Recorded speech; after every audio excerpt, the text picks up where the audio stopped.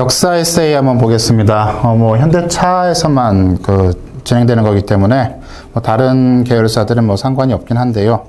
아무래도 현대차 지망생들이 가장 많겠죠. 자, 역사 에세이 오리엔테이션 할 때 간단하게 말씀을 드렸죠. 역사 에세이다라고 했을 때 어디가 더 방점이냐? 사실은 에세이가 더 방점이다라는 거죠. 역사 에세이라고 해서 자꾸 여러분들이 이쪽에 그냥 어떤 포인트를 가게 된다라면은 그것은 이제 출제 의도를 조금 놓치는 게 될 거예요. 아마도 에세이라는 것, 어떠한 자기의 생각을 한번 전달해봐라 라는 표현이죠. 그런 것들을 역사적인 소재를 가지고 사용해라라는 것이에요. 그래서 이거는 이제 소재예요, 소재. 물론 소재가 풍부하게 되면은 이쪽이 잘 나오겠죠. 소재가 풍부하면. 그렇기 때문에 역사적 지식을 아는 것이 기본입니다. 기본. 요거는. 근데 역사적 지식을 나열하려고 접근하게 되면은 그것은 이제 번지수 잘못 짚은 거다. 이런 얘기입니다. 여기서 말하는 역사는 국사뿐만 아니라 세계사 모두가 포함이 되는 거죠. 그래서 질문 자체에 어떠한 국사를 제시할 수도 있고 세계사를 제시할 수도 있고 아니면 그냥 통쳐서 역사 이렇게 제시할 수도 있고요. 자, 그래서 이것이 일단은 물어보는 것 어떤 형식이냐라는 건 이런 건데요. 자, 일단은 이것을 어떻게 쓸 건가를 한번 생각을 해보기 전에 한번 형식 그걸 한번 생각을 해봅시다. 이거 30분 동안 푸는 거죠. 30분 동안 택1 해서 하나를 쓰는 얘기인데요. 여러분 글을 좀 써보셨는지 모르겠는데 우리가 어떤 주제를 머릿속에 담고 나서요. 요이 땅 하고 시작하게 되면요. 가감이 있긴 하겠지만요. 그래도 한 시간에 2,000자 정도, 원고지로 봤었을 때 2,000자 정도 분량을 써내면은 좀 잘 쓰는 사람 측에 들어요. 이 땅 했을 때. 이 얘기는 뭐냐면 이제 30분 동안에 1,000자 정도 쓰면은 이거 엔간히 좀 글빨 있는 거다라는 거거든요. 그런데, 이거는 문제가 있죠. 문제가 있습니다. 문제가 있고 이 문제를 분석해야 돼요. 문제를 분석하고 무엇을 쓸 건가를 생각을 해줘야 되죠. 그래서 이런 시간을 적게는 2, 3분이 걸릴 수도 있고요. 사람에 따라서 5분 정도 걸릴 수도 있겠지만 보통 2, 3분 정도다. 10% 정도는 그거에 쓴다라고 했었을 때 그 다음에 또 평소에 글을 많이 안 썼기 때문에 이거 쓴다고 해서 제대로 될까 안 될까 등등 있겠지만은 결국은 30분 동안에 이 역사 에세이를 써라 그러면 700에서 800자 정도를 쓰게 되면 이것이 어느 정도 부합되는 분량일 거예요. 이 얘기는 뭐냐면요. 한 400에서 500 정도 끄적이다라고 하면은 좋은 평가 받지 못할 거고요. 또 한 가지는 뭐냐면 중원, 부원 하면서 막 쓰게 되면요. 1,000자, 30분에도 2,000자도 쓸 거예요, 아마. 아무거나 막 쓰게 되고, 막 이렇게 되면. 그래서 무조건 많이 쓴다고 좋은 거 아닌 거고요. 전체적으로 보통 한 700에서 800자, 그냥 한 700자 정도 생각하셔도 무난할 것 같은데, 700자 정도 분량이면 도대체 어느 게 될 건가, 어느 정도 될 건가라는 건데요. 여러분들 보통 노트에 이렇게 쓰잖아요, 노트에 이렇게 쓰는 거, 약간 간격이 있는 노트라면은요, 보통 한 줄에 40에서 50자 정도 쓰는 것이 여러분 일반적이에요. 한번 여러분 노트에서 대략 여러분들이 평소에 쓸 때 한 줄에 몇 자 정도 쓰나 한번 세어보세요. 사람마다 조금 차이가 있긴 하지만은 요 정도 선 40자 내외에 걸릴 텐데 700자를 쓴다라는 것은 보통 어느 정도 한 17줄 내외의 글을 쓴다라는 거죠. 노트에 17줄 정도 쓰려면은 분량 사실은 700자라고 했을 때 만만치 않은 분량이 됩니다.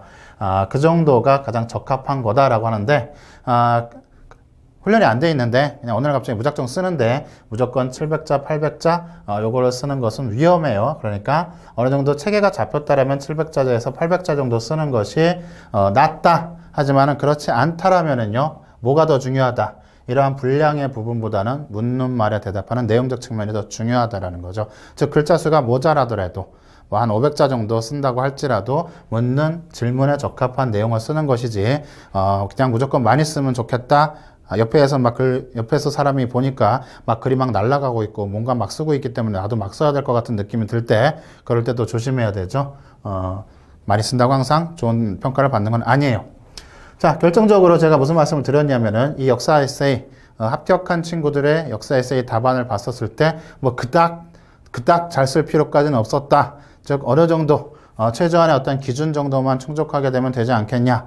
너무 심하게 못 써서 마이너스 받는다라든가 이런 거 아니면 아주 잘 쓰면은 플러스 요인 가는 거는 뭐 당연하겠죠. 아주 잘 쓰면. 정말 잘 썼다. 그랬을 때, 얘는 뽑아야 돼. 뭐 이렇게 나올 수도 있긴 하겠지만 사실은 뭐 그 정도 쉽지 않을 것 같고요. 그래서 어느 정도 중간 수준만 쓰게 되면은 이것은 무난할 것이다 라는 건데, 그럼 도대체 중간 수준이 뭐냐라는 거죠. 그럼 제가 늘 얘기하는데요. 중간 수준. 자, 그냥 중간 정도 하려면요. 그냥 묻는 말에 대답만 잘하면 중간 정도는 합니다. 그래서 묻는 말이 무엇인가를 잘 생각하고 거기에 대해서 답변을 해야지 여러분들이 생각하는 거 쓰면 안 된다. 이것이 역사에서의 핵심이죠. 자, 최근 몇 개의 문제를 가지고 한번 그것을 따져보겠다라는 겁니다. 자, 2015년 하반기에 두 개가 출제됐어요. 두 개가 출제돼서 하나는 요거고 이제 하나는 그 다음에 볼 건데요.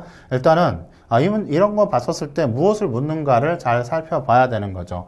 자, 인류는 크고 작은 변화를 계기로 과거부터 현재까지 끊임없이 발전해 왔다. 그 중에 본인의 가치관, 제약 조건이 하나 주었어요. 본인의 가치관에 비추어 보았을 때, 자, 인류 역사 발전에 가장 큰 영향력을 미친, 역사 발전에 영향력을 미친 사건이 무엇이고, 어떤 의의를 가지고 있는지를 서술하시오라고 돼 있어요. 이게 뭘까? 무엇이라는 걸까요? 이 문제는. 사실은 이제 이게 거의 비슷한 거를 이제 제가 제 카페에서 개인적으로 진행하는 역량 강화 스터디원들을 대상으로 2015년 1월인가 한번 써보게 했었거든요. 그것이 이제 하반기에 시험에 거의 비슷하게 나오긴 했는데, 이런 것들을 물었을 때 이 사람, 이 출제자는 무엇을 알고 싶었냐라는 거죠. 무엇을 알고 싶었냐. 자, 여기에 질문이요. 크게 몇 가지가 있을까요? 질문. 여기 액면으로는 한 개, 두 개가 있는데요. 한 개, 두 개가 있는데, 실질적으로는 이거 몇 가지를 물은 거냐면, 이거 세 가지를 물은 거예요. 세 가지. 세 가지를 물었습니다. 그러면 여러분은 답안에 대해서 이 세 가지 내용이 들어가야 되는 거죠. 그럼 어떠한 것을 물었는가를 생각해 보면요.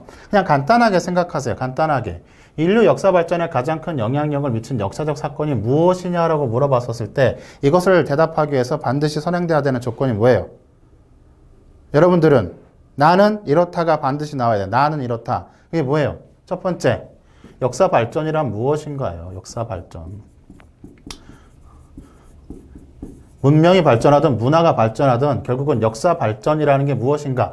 그래서 발전의 기준을 무엇으로 볼 것인가가 어디에서 결정나요? 본인의 가치관에 의해서 결정난단 말이에요. 본인의 가치관. 즉 내가 생각하는 나의 가치관에 의하여 내 가치관이 뭐다까지는 쓸 필요 없겠죠. 내가 생각하는 결국은 역사 발전의 의미란 무엇인가가 반드시 들어가줘야 그래야 그 이후에 글의 내용이 어떤 설득력을 갖게 되죠.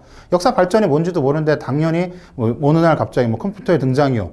이래가지고 우리 모두 편안하게 살 수 있게 됐어요. 이렇게 가는 것은 질문자의 핵심 의도를 벗어난 게 되는 겁니다. 그럼 역사 발전의 의미가 무엇인가를 써야 그 다음에 이제 뭐예요? 그 의미에 부합하는 그러한 역사 발전을 가능케 한 사건이 뭐냐? 그 사건이 나오는 거죠. 사건. 그러면은 그냥 내 역사 발전의 의미랑 이런 것이기 때문에 그러한 사건은 이거다라고 끝내냐? 또 아니겠죠. 어떠한 의의를 가지는지 서술하라는 얘기는 이것이 과연 어떠한 과정과 결론을 통해서 역사를 발전시켰는가를 쓰라는 얘기죠.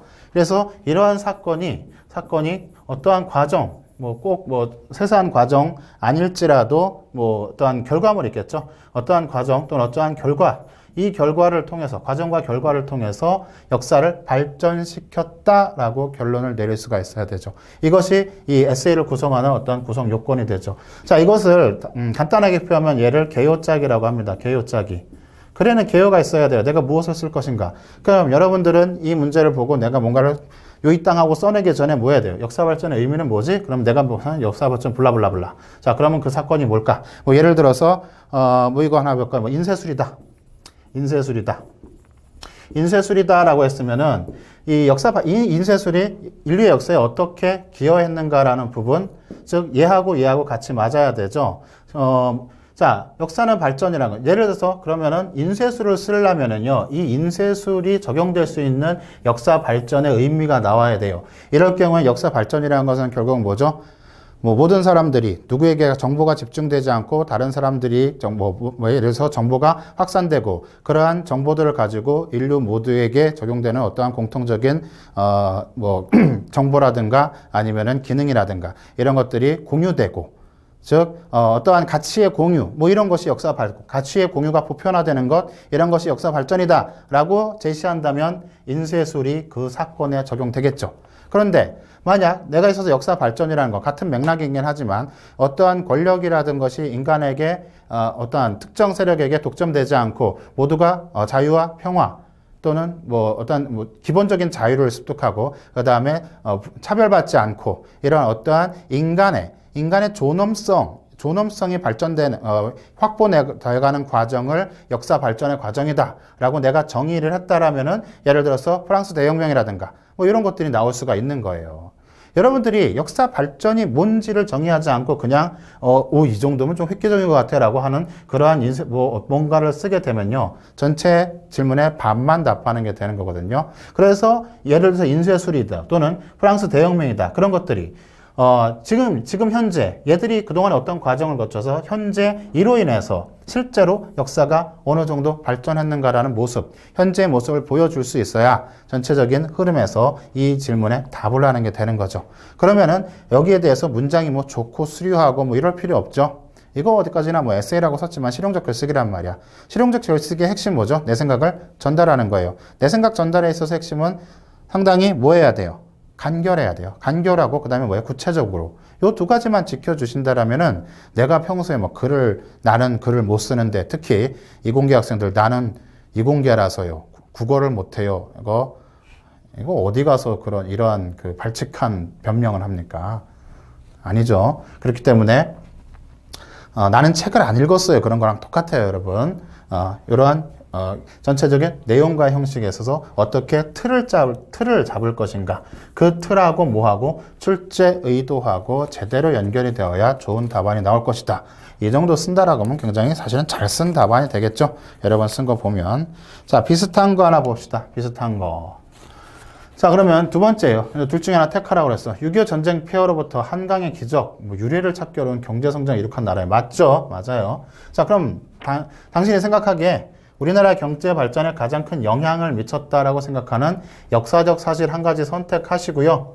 그 기준 및 이유를 서술하시오라고 했어요. 자, 이 문제 같은 경우 아주 구체적으로 이 글을 쓰는 방식을 주어졌죠. 뭘 줬어요?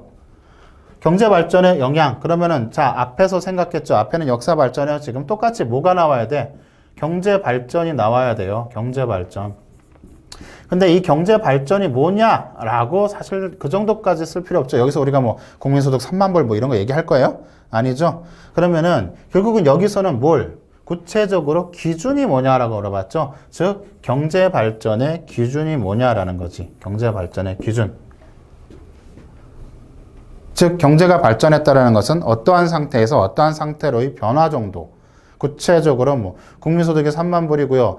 세계 10위의 무역대국이고요. 이런 것들은 결과물이죠. 결과물. 즉 어디서 어디로 예를 들어서 이런 거죠. 후진국에서 개발도상국에서 탈피하는 어떠한 계기가 된 것.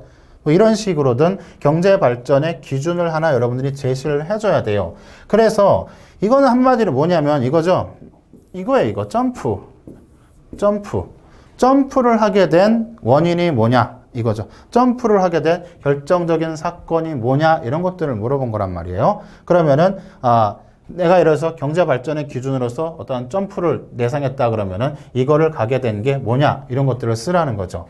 그러면 그 이유가 바로 다 포함이 되겠죠. 즉 경제 발전의 기준이라는 부분이 제일 중요했다는 거예요. 기준과 조건이죠. 다른 말로 하면 경제 발전의 기준이나 조건이 뭐냐라는 내가 선택한 어떠한 선이죠. 선. 이런 것들을 제시하는 것이 가장 중요한 거예요. 그래야 이 기준 조건에 부합하는 사실을 선택할 수가 있죠. 그죠? 그럼 예를 들어서 뭐가 있을까요? 이런 것들은 예를 들어서 6.25 전쟁 이후겠지. 당연히 이후니까 이런 거 있어요. 경부고속도로. 경부고속도로 이런 것들. 이거 당시에 쌍욕을 먹었죠. 처음에 한다고 할 때 쌍욕을 먹었지만 결과적으로 굉장히 좋은 거. 좋았다라는 부분, 뭐 어떻게 경제 발전, 즉 경제 발전을 위해서는 어떠한 조건들이 충족되어야 한다라고 했었을 때, 이러한 물류 수송이라든가 아니면은 수출과 수입을 위한 어떠한 그 뭐 확보, 뭐 이런 것들. 또 하나는 뭐 예를 들어서 포철이라든가 아니면 중화학공업, 이런 중화학공업에 집중 투자를 하게 된 것들, 중화학공업. 또 하나는 뭐 최근까지 오게 되면 뭐가 되겠어요? 우리가 IT 강국이 된 것들, 이런 것들 다 포함이 되겠죠. IT 강국이 되는 과정에서 예를 들어서 어떠한 일이 일어나서 우리가 현재로서 이렇게 됐다더라. 요 얘기. 경제 성장을 이룩했다라고 했었을 때요. 사실은 어떠한 70년대, 80년대에서 우리가 경제 성장이 끝났다라고 생각을 하면 안 돼요. 그때까진 70년대, 80년대까지는 뭐 한 거예요? 60년대, 70년대, 80년대까지 우리가 도약을 할 수 있는 어떠한 그 기반을 마련해야 되는 시절이죠. 여러분들이 알고 있는 삼성전자, 여러분들이 알고 있는 현대자동차가 세계적 기업이 된 건 몇 년 안 됐어요.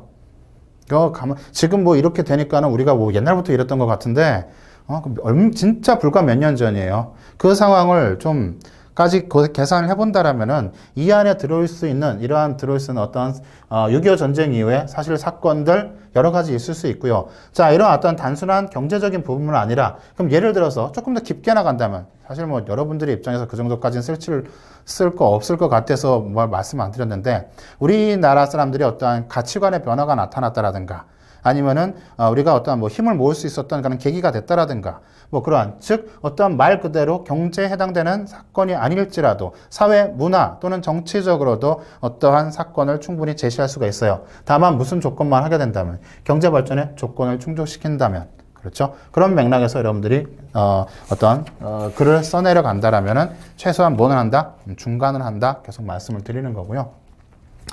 자, 이거 2015년 상반기인데요. 현대자동차그룹의 핵심 가치를 찾아볼 수 있는 역사적 사건에 대해서 그 사건을 설명하고 핵심 가치 2가지 이상과 연관지어 서술하시오 이랬을 거예요. 제가 보기에 뭐 거의 90% 이상은 세종의 한글 창제, 한글대왕이 아니고 한글 창제 이거 썼을 것 같은데 뭐 거의 대부분 그거 똑같이 썼으면요. 다 뭐 도찐 개찐이겠죠. 그 정도 되면 뭐 그렇다 그래서 못 쓴 것도 아니고 그렇다고 잘 쓴 것도 아니고 그놈이 그놈 이런 평가를 받았을 거고요. 자, 뭐 그걸 썼다라는 거에 대해서 그게 문제 삼고 싶은 건 아니고요. 이 문제도 마찬가지입니다. 이거 뭘 물어본 거예요? 여기서는 핵심적으로는 결국 뭐 아냐고 묻고 싶은 거죠, 여기에. 그치? 현대자동차그룹의 핵심 가치를 이해하고 있냐를 물어보면 이해하고. 예를 들어서 여기서 말하는 도전적 실행인 게 뭔가? 도전적 실행이라는 건 뭐예요?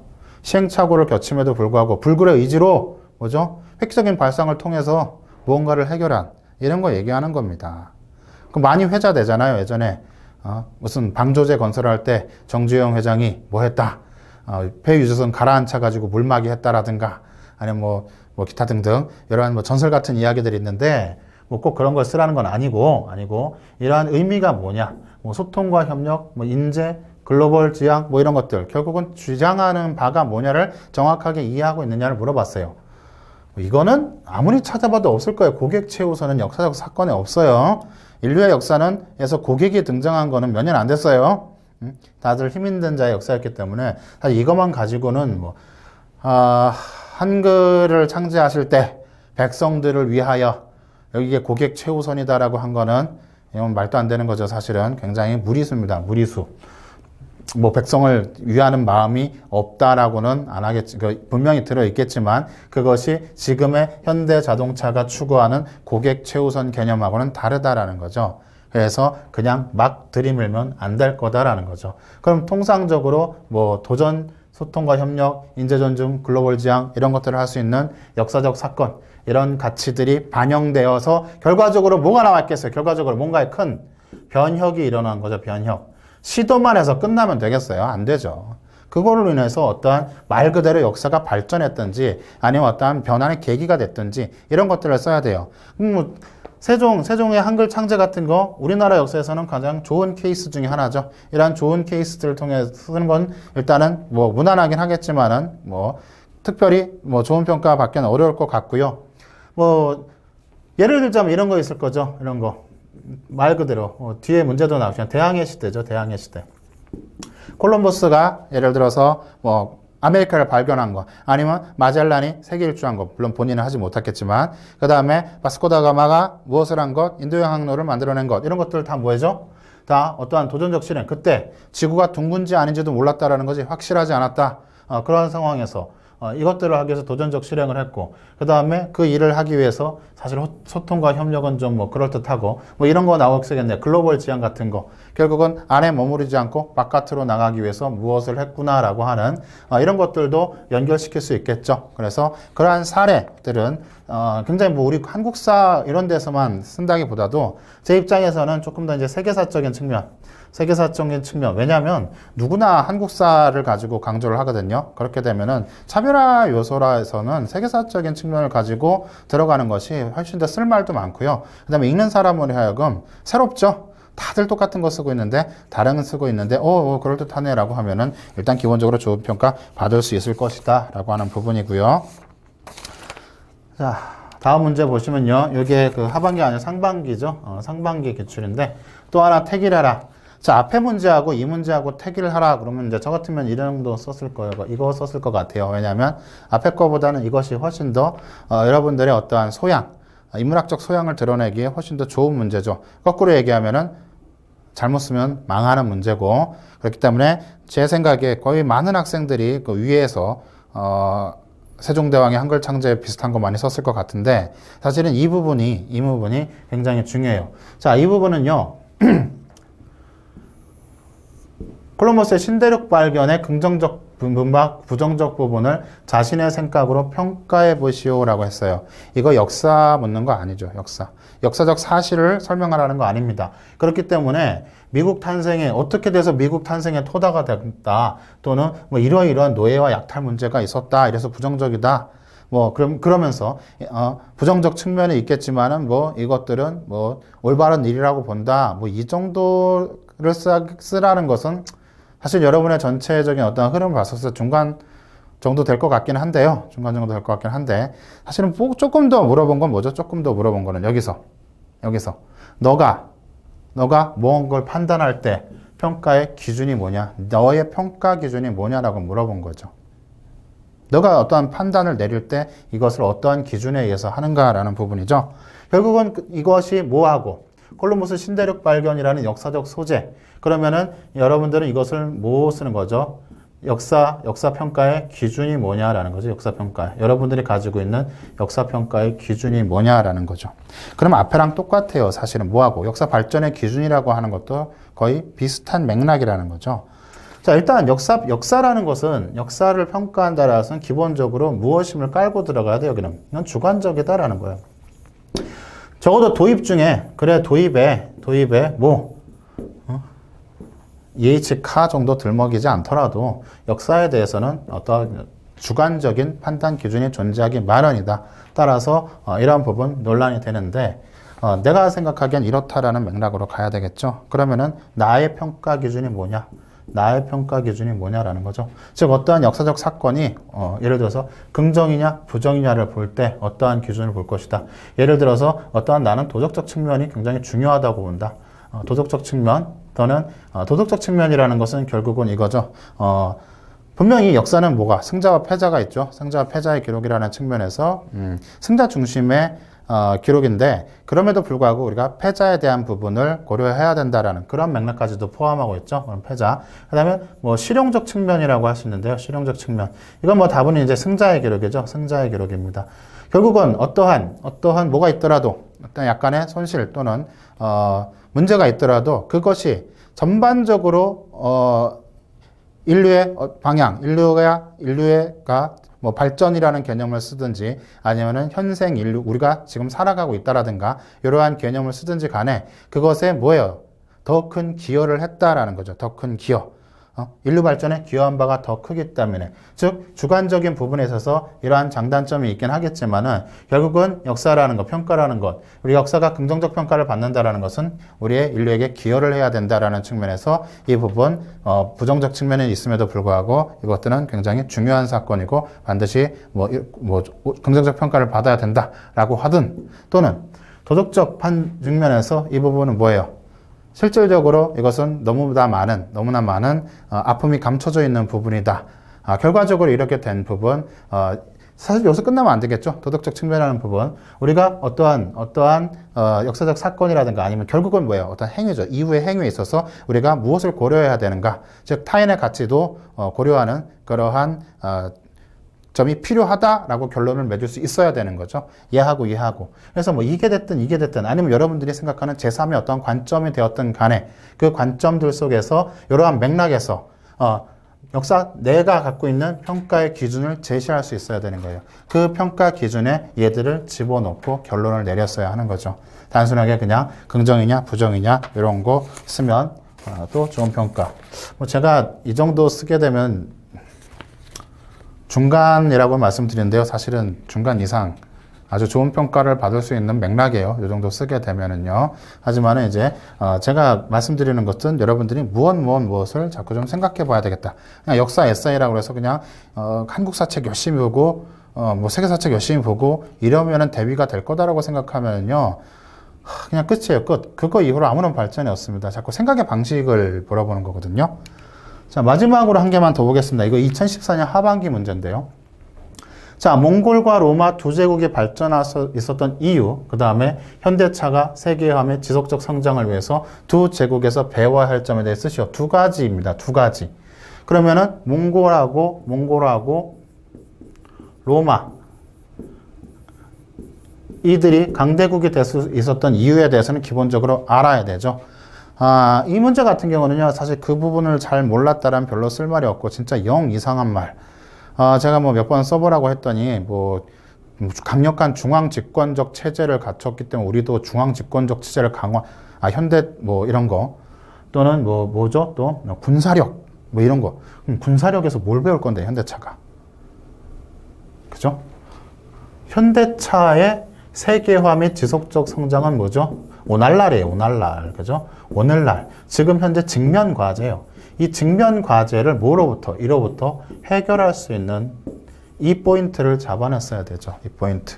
그럼 몽골과 로마의 성공, 대제국, 뭐 이런 거 있죠. 기동력, 이거 세상이 다 알아요. 기동력. 그 다음에 로마 같은 경우는 어떠한 아주 체계적인 시스템이죠. 전 제국에 공통적으로 법뿐만 아니라 기타의 모든 시스템이 완전히 딱 정해져 있죠. 심지어 군대들이 싸우는 방법에도 군대들이 나갈 때 병영은 어떻게 줄지어 짓는다 뭐 이런 세부적인 조건까지 다 있어요. 자, 몽골 그런 거 없어요. 그냥 일단 갑니다. 누구도 상상할 수 없을 정도로 갑니다. 뭐 이런 거. 자, 그런데 얘와 얘라는 측면에서 뭐가 사실은 더 중요했냐면 이 둘의 공통점이 더 중요했어요. 이 둘의 공통점은 뭐냐면요. 이거 개방성이거든요. 개방성. 요즘 말로 하면 다양성이죠. 다양성.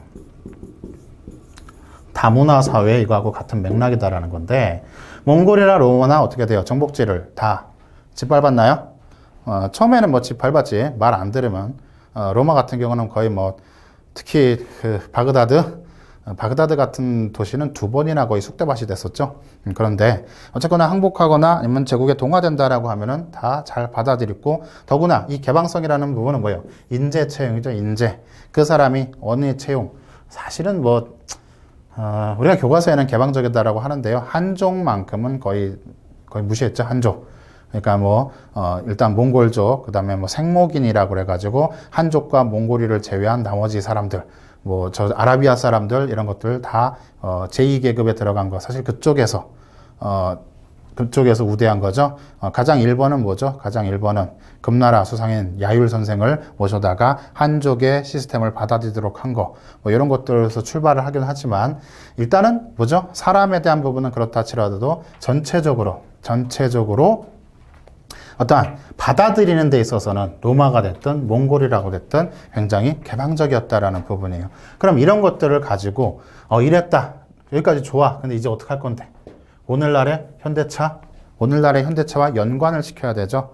오늘날의 현대차와 연관을 시킨다는 것은 다시 말하면 현대 자동차와 관련된 사항으로 이해해야 돼요. 그냥 여기서 어떻게 돼?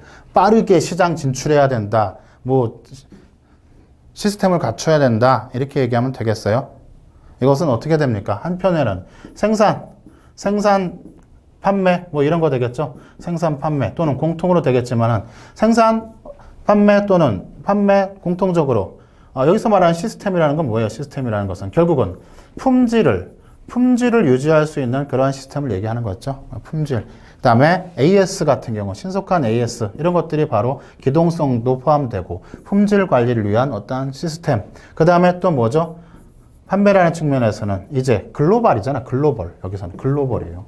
글로벌에 있어서 뭐가 중요하다? 현지화라는 것이 중요하다. 그럼 현지화라는 것은 어떻죠?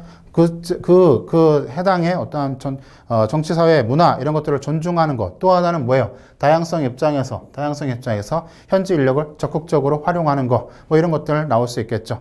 뭐 이런 측면에서 지금의 현대차가 직면한 어떤 과제를 해결하기 위해서 어떠한 대안을 제시할 건가? 이런 것들을 물어본 겁니다. 이런 것들. 그래서 결국은 우리는 지금 어떻게 나가야 하니 이것을 물어봤다라는 거죠. 이것이 문제 질문의 핵심이었다라는 부분인데 또 이쪽만 죽어라 하고 써놓고 있으면 어떻게 되죠? 저쪽만 죽어라고 써놓게 되면 이것도 포인트 빗나간 거다라는 거죠. 물론 이거라도 열심히 쓸 수 있었으면 참 좋았던 질문이었어요. 솔직히 얘기하면 아무튼 몇 가지를 가지고 여러분한테 말씀을 드려봤는데 결국은 핵심은 똑같다. 뭐랑 똑같다. 이것도 자기소개서하고 똑같아요. 자기소개서 쓸 때 여러분들이 쓰고 싶은 거 쓰지 말라고 제가 몇 번을 그냥 강조하는데요. 물어보는 거 쓰라고 제발. 이것도 마찬가지죠. 물어보는 게 무엇인지를 파악하고 결국 본질적인 질문이 뭐냐?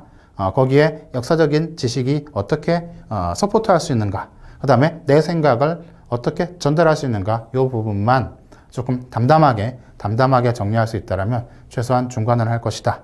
그런 측면에서 간단하게 설명을 마치도록 하겠습니다.